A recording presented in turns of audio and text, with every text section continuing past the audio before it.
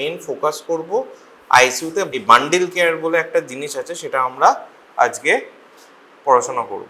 ঠিক আছে, একটু জানবো জিনিসটা কি এবং আস্তে আস্তে সেটাকে ইমপ্লিমেন্ট করা। কি বললাম বুঝতে পেরেছো? কারণ বান্ডিল কেয়ারের টা যদি আমরা একান্তই না জানি, তাহলে আমাদের যে হসপিটাল অ্যাকোয়ার্ড ইনফেকশনসগুলো সেটাকে আমরা কন্ট্রোল করতে পারবো না। তাহলে এখানে একটা টার্ম চলে এলো, স্যার হসপিটাল অ্যাকোয়ার্ড ইনফেকশন কী জিনিস? হসপিটাল অ্যাকোয়ার্ড ইনফেকশনস হলো যেটা হলো হসপিটালে যে ইনফেকশনসটা পেশেন্টরা থেকে তৈরি হচ্ছে, মিনিমাম পেশেন্টকে সেখানে 2-3 দিন থাকতে হবে, সেটা থাকার পরে সেই হসপিটাল অ্যাকোয়ার্ড ইনফেকশনটা সেখানে হতে পারে। সেটা কি? সেটার একটা মেজর জিনিস হলো আমার কি হতে পারে, কি কি হসপিটাল অ্যাকোয়ার্ড ইনফেকশন আছে। হসপিটালে পেশেন্ট থাকলে কি হতে পারে? ধর পেশেন্ট একটা রোগ নিয়ে এসছে, ধরো তোমার নিউমোনিয়া নিয়ে এসছে, নিয়ে আমি বললাম পেশেন্টটা 7 দিন ধরে আছে, নিয়ে তার হসপিটালে থেকে আর কি কি হসপিটাল থেকে ইনফেকশন হতে পারে, সেটাই হসপিটাল অ্যাকোয়ার্ড ইনফেকশন। তো সেটা কি হতে পারে সেটা তো জানতে হবে, তারপরে আমরা বান্ডেলে ঢুকবো। নাম বলো একটা, যে একটা পেশেন্ট এসছে একটা কারণে, হসপিটালে থেকে তার একটা আলাদা ইনফেকশন হলো, সেই কি হতে পারে সেটা? হ্যাঁ, ভেন্টিলেটর অ্যাসোসিয়েটেড নিউমোনিয়া, ঠিক বলেছো। ইউটিআই, ইউটিআই মানে এখানে একটা নাম আছে, কটি বলি এটাকে। হ্যাঁ, কটিটা মানে ফুল ফর্ম কি কটির? ইউটিআই, ঠিক আছে, catheter associated urinary tract infection, সেটাকে আমরা কি বলি? কটি। এখন আমাদের এই রকম আরও কিছু জিনিস, সেইগুলো আমাদেরকে একটু জানতে হবে। তাহলে আগে হসপিটাল অ্যাকোয়ার্ড ইনফেকশন কি, তাহলে আগে আগে বুঝতে পারলাম তো হসপিটাল অ্যাকোয়ার্ড ইনফেকশনটা কী জিনিস। পেশেন্ট এনেছে অন্য একটা রোগ নিয়ে, কিন্তু পেশেন্টের হলো আর একটা, কী বললাম বোঝা গেল? পেশেন্ট এসছে একটা নিয়ে আর হলো আর একটা। ধরো একটা পেশেন্ট এসছে তোমার নিউমোনিয়া নিয়ে, যেটা বললে, নিয়ে পেশেন্টকে তুমি ক্যাথেটার করলে, নিয়ে দেখা গেল পেশেন্টের কী হয়ে গেল? ইউটিআই হয়ে গেল 7 দিন পরে। তাহলে সেটাকে আমরা কি বলবো? Hospital acquired infection. আর রোগটার নাম কি এক্ষুনি বললে, বলো? কটি। তো পেশেন্ট এসছে ধরো আবার ইউরিন ইনফেকশন নিয়ে, নিয়ে তারপরে তোমার পেশেন্টের হয়ে গেল একটু জ্বরজ্বালা হলো, পেশেন্টের আরও খারাপ অবস্থা হলো, ভেন্টিলেশনে দিতে হলো, নিয়ে দেখলাম একটা লাংসে বড় প্যাচ তৈরি হলো, তখন সেটাকে আমি কি বলবো? Ventilator associated pneumonia. তাহলে দুটো পরিষ্কার। এগুলো অনেক ক্রাইটেরিয়া আছে, অনেক, আমি সোজাভাবে বলছি, আগে একটা বেসিক জায়গাটা আমাদের আগে থাকতে হবে। আর একটা জিনিস সেটা হলো, ধরো একটা পেশেন্ট ওই আবার ইউরিন ইনফেকশন নিয়ে এসছে, ঠিক আছে, পেশেন্টের খুব জ্বর, পেশেন্টের প্রচণ্ড বিপি কম, সেটাকে খুব বিপি কম হলে তাকে আমরা কি বলি? শক, তাই তো? তখন চ্যানেল করতে পাওয়া যায়, কখনো পেয়েছো এরকম 80/40 বিপি পেয়েছো কখনো? হ্যাঁ, আইসিইউতে, আইসিইউর কেউ টেকনিশিয়ান আছো এখানে? এবার বান্ডিল কেয়ার সম্পর্কে অনেকে জানে না, ঠিক আছে, তাই বান্ডিল কেয়ার জানার জন্য আগে আমাদের একটু জানতে হবে হসপিটাল অ্যাকোয়ার্ড ইনফেকশন কি। হসপিটাল অ্যাকোয়ার্ড ইনফেকশন মানে পেশেন্ট এসছে একটা রোগ নিয়ে, হসপিটালে এসে তার একটা আলাদা রোগ হয়ে গেল, যেমন ক্যাথেটার পড়ানো হয়েছে, ক্যাথেটার থেকে ইনফেকশন হয়ে গেল, সেটাকে বলি আমরা কটি। ভেন্টিলেশনে গেছি, ভেন্টিলেশন অ্যাসোসিয়েটেড একটা তার প্যাচ হয়ে গেছে, নিউমোনিয়া হয়ে গেছে, তাকে বলি আমরা ভ্যাপ, তাই তো? আর একটা নাম আছে ক্ল্যাপসি, জানে আইসিইউর ছেলে বলে। ক্ল্যাপসি মানে full form central line associated bloodstream infection, মানে আমার যখন পেশেন্টের খুব বিপি কম থাকে তখন তো আমি পেশেন্টকে চ্যানেল করতে পারি না। কি বললাম বুঝতে পেরেছো? পেশেন্টের পালসই পাবে না, ঠিক আছে, তাহলে তুমি তার ভেন কী করে খুঁজে পাবে? সব কোলাপস করে গেছে, তখন পেশেন্টের আমাকে কি করতে হবে? সেন্ট্রাল লাইন করতে হবে। সেন্ট্রাল লাইন করে তখন আমার পেশেন্টকে নরঅ্যাড ভ্যাসোপ্রেসিন দিতে হবে। কিন্তু এই যে সেন্ট্রাল লাইন আমরা করলাম, সেই সেন্ট্রাল লাইন যদি ঠিকঠাকভাবে কেয়ার না করা হয়, সেই সেন্ট্রাল লাইন থেকেও আমার ইনফেকশন হতে পারে। That is called CLABSI, central line associated bloodstream infection. Now that's why this term call bundle care, মানে নট অনলি সিঙ্গেল থিং। কেউ বলে দিল আরে প্রতিদিন সেন্ট্রাল লাইনটা ভালো করে ক্লোরেক্সিডিন দিয়ে মুখটা পরিষ্কার করবে না, অনেকগুলো একসাথে অ্যাপ্রোচ আছে, ওই জন্য that is called bundle care. আমাকে ক্যাথেটারেরও তাই, সেন্ট্রাল লাইনেরও তাই, আর একটা হচ্ছে আর একটা কি নিউমোনিয়া কি বলেছি আমরা, ভেন্টিলেটর অ্যাসোসিয়েটেড নিউমোনিয়া। তাহলে ভেন্টিলেশনেরও তাই, এই তিনটেকে আমাদের প্রপারলি কেয়ার করতে হবে, right? So now the definitions of what is bundle care. This structured set of evidence-based intervention, 3 to 5 practices that yield significantly better patient outcome when applied consistently and collectively. মানে কিছু evidence based আমাদের interventions রয়েছে, যেগুলো আমরা যদি apply করি পেশেন্টের ওপরে, তাহলে আমাদের ওভারঅল কি হতে পারে, আউটকামটা অনেক বেটার হতে পারে। যেমন ক্যাথেটারের যদি আমরা বান্ডিলকে ভালো করে হচ্ছে আমরা যদি ঠিকঠাক করে যদি মেনটেন করি, নট অনলি সিঙ্গেল ওয়ান, অনেকগুলো, তাহলে আমাদের কি হবে, ওভারঅল জিনিসটা ভালো হবে। ওই জন্য দেখো একটা রেড না, অনেকগুলো যদি করি তখন হচ্ছে আমরা সেটাকে বলবো আমাদের বান্ডিল। অনেকগুলো জিনিস একসাথে করতে হবে। The all or none mandate, their interventions are simple but their power is synergistic. Failure of a single element equals complete bundle failure. মানে সবগুলোকে আমাকে ইকুয়ালি ইম্পর্টেন্স দিতে হবে। কি কথাটা বললাম বুঝতে পেরেছো? নেক্সট, নাও আইসিইউ ভালনারেবিলিটি ইকুয়েশনস। থ্রেট কী আছে, ইনভেসিভ ডিভাইস। আমার যখন পেশেন্ট থাকছে তখন তাদের মধ্যে কি হচ্ছে, এই যে যদি ডিভাইস যত থাকবে পেশেন্টের তত চান্স অফ ইনফেকশনস রেট বাড়বে। পেশেন্ট যত ইমিউনো কম্প্রোমাইজড হবে, বুড়ো ধ্যাবড়া, তার 10টা কোমরবিডিটিস আছে, ডায়াবেটিক পেশেন্ট, 80 বছর বয়স, লিন থিন, তার ইমিউনো সাপ্রেশনস বাড়বে। তার পেশেন্টের অনেক দিন ধরে অ্যান্টিবায়োটিক্স বেরোচ্ছে, সেইগুলোতে বাড়বে। প্রোলংড হসপিটাল ডেজ যত দিন আছে তত পেশেন্টের ইনফেকশন চান্স বাড়বে। তাহলে এগুলো কি করবে, ওভারঅল আমার HAI করবে। What is HAI? Hospital acquired infections.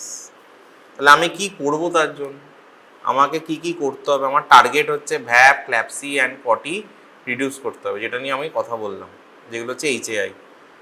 Early sepsis bundle significant reduce mortality. আমাকে প্রপারলি একটা প্রত্যেকটার যদি পেশেন্টের ক্যাথেটার থাকে তার অ্যাপ্রোচ, ক্যাথেটার করে দিলাম, ডাক্তার বললো সিস্টার ক্যাথেটারটা করে দিও, সিস্টার এলো টাকা আস করে একটু জেলি লাগালো আর ক্যাথেটারটা ঢুকিয়ে দিল, তাই তো করা হয়। কিন্তু বস তাতে ইনফেকশন হবেই, কেউ আটকাতে পারবে না, ওইভাবে ক্যাথেটার করা যায় না। এবার দেখো পুরো ব্যাপারটাতেই পুরো একটা প্রসেস আছে।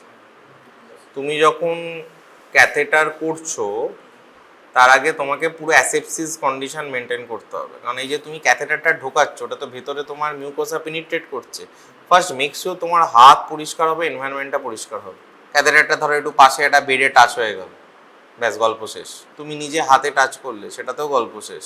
নন টাচ টেকনিকেও করা যায়।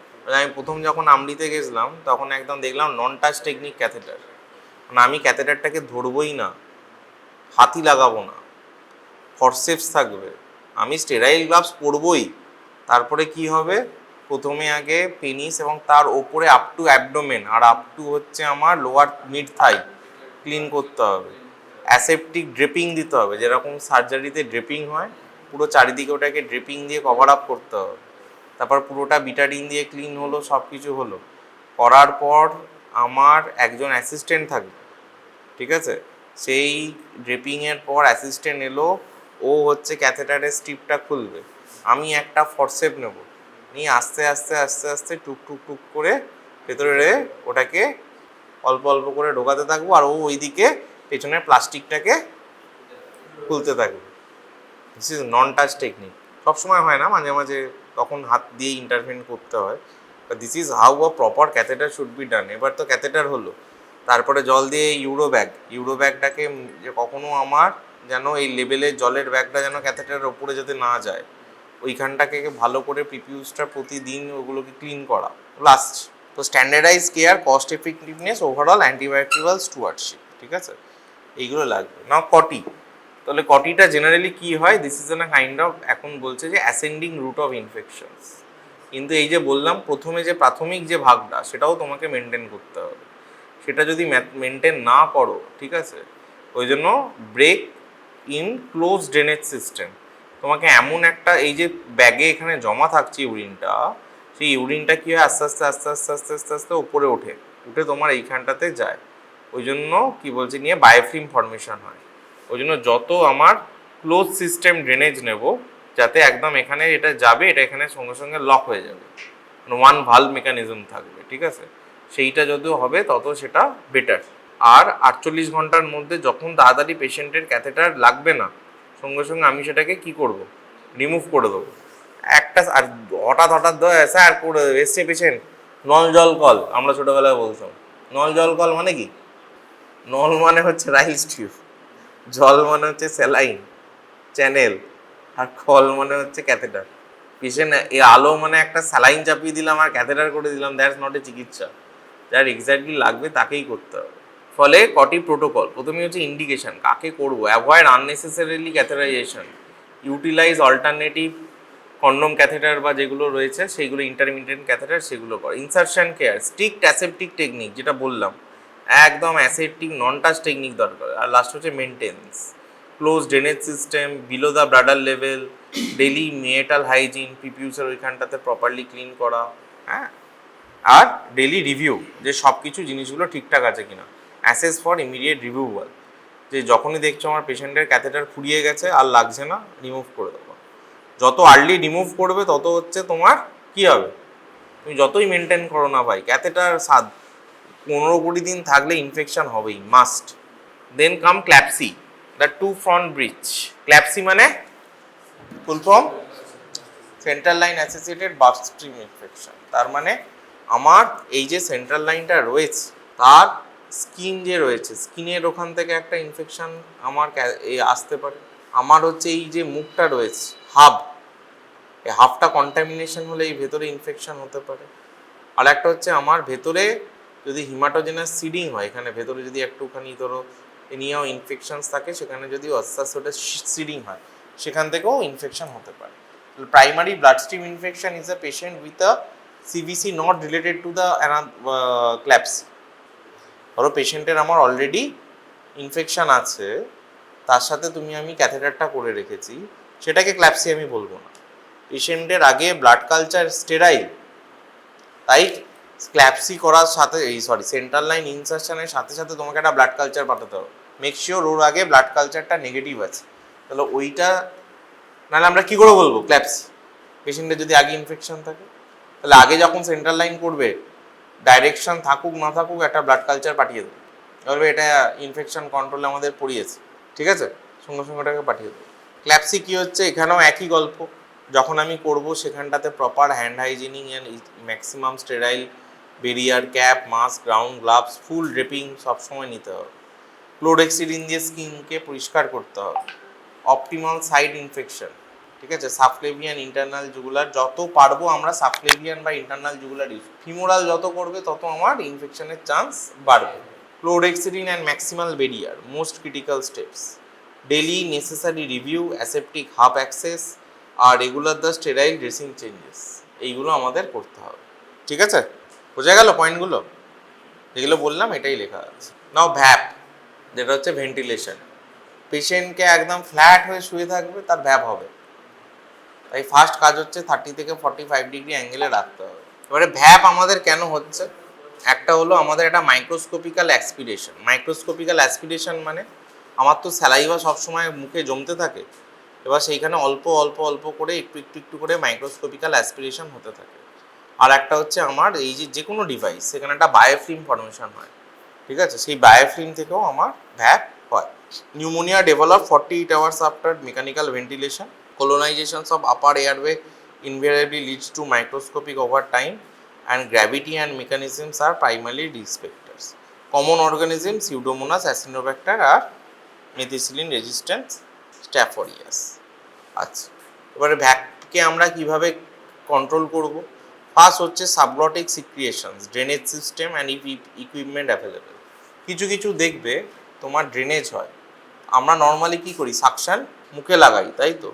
কিছু হচ্ছে অটোমেটেড সাকশান হয়, মানে কারণ সাকশানসটা হচ্ছে একদম সবসময় একদম টিউবের সাথে লাগানো থাকে, ঠিক আছে, ওই জন্য মাঝে মাঝে হচ্ছে ওখানে ওটা একদম ক্লোজ সিস্টেম, হ্যাঁ, একদম সুন্দর করে ঢুকিয়ে নিয়ে সাকশানসটা করে আবার আমরা বার করে নিলাম, ঠিক আছে। Close suction is very important. Hygiene, oral care, প্রতিদিন সিস্টারদের সকালবেলা যখন নাইটে শিফটিং থাকবে তখন আমাদের কি করতে হবে, ওরাল কেয়ারটা করতে হবে, একটা তুলো নিয়ে এই গজ পিস নিয়ে ভালো করে মুখে ঢুকিয়ে পরিষ্কার করতে হবে। কি বললাম বোঝা গেল?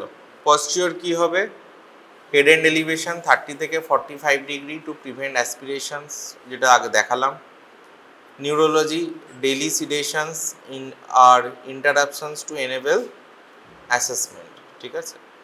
রিগোরাস অ্যাসেসমেন্ট, এক্সটুবেশনস, যত আর্লি এক্সটুবেট করবো তত ভালো, পেশেন্টকে বহুদিন আমরা ফেলে রাখবো না। তাহলে কটি, এটা আমরা কি জানলাম? ইউরিনারি ক্যাথেটার এ হয়, এটা central line ventilator. Main route ascending infections, ওরা নিচ থেকে ওঠে। এটা হচ্ছে স্কিন অ্যান্ড হাফ কন্টামিনেশন, এই যে ক্ল্যাপসির যে বাইরে সেন্ট্রাল লাইনটা পড়ে থাকে ওটা কন্টামিনেশন হয়ে হয়। অ্যাসপিরেশনস হয়ে, আর ভ্যাপটা হলো অ্যাসপিরেশনস হতে থাকে। Duration of catheter, poor sterile insertion and prolong ventilation, this are the key risk factor. আর most important steps, early removal, sterile insertion, head elevations, this are the most important step. আর একটা হচ্ছে biofilm role, high high high, যত biofilm আমার productions হবে, বেশি দিন থাকলে বায়োফিল্ম হবে, তো সেইটা ইনফেকশন তৈরি করবে। তাহলে আমরা কি করব? একটা আমাদের আইসিইউতে চেকলিস্ট থাকবে, checklist base practice, implementation, bedside bundle. Sister একদম রেডি হয়ে থাকবে, যখন একজন ক্যাথেটার করছে সে একদম পুরো চেকলিস্ট তার কাছে থাকবে। আচ্ছা, ক্যাথেটারটা প্রপারলি ইনসার্ট কারণ আছে, হ্যাঁ ঠিক।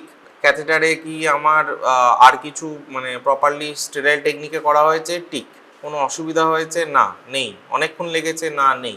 এরকম একটা চেকলিস্ট থাকে। কি বললাম বুঝতে পেরেছো? ডেলি রিভিউ করা হচ্ছে কিনা তারও চেকলিস্ট থাকে। এইগুলো সব তোমাদের চেকলিস্ট করে এগুলোকে মেনটেন করতে হবে। ট্রেনিং, এই যে আজকে ট্রেনিং হচ্ছে। আর লাস্টে হচ্ছে সার্ভাইলেন্স, আমাদেরকে জানতে হবে কটির ডেটা কত। পুরোটাই এখন কটির ডেটাটাই যদি না থাকে তাহলে আমরা চেষ্টা করব কি করে কটি কমাবো কি বাড়াবো। কি তাহলে কি করতে হবে? সিস্টারদের যারা ইনচার্জ তাকে দায়িত্ব নিয়ে কটি হচ্ছে আইসিইউতে, কটা পেশেন্ট অ্যাডমিট হচ্ছে, মাসে একটা ডেটা করতে হবে। এটা আমাদের মাইক্রোবায়োলজিক্যাল ইনফেকশন টিম আমাদেরকে জানাবে, ঠিক আছে।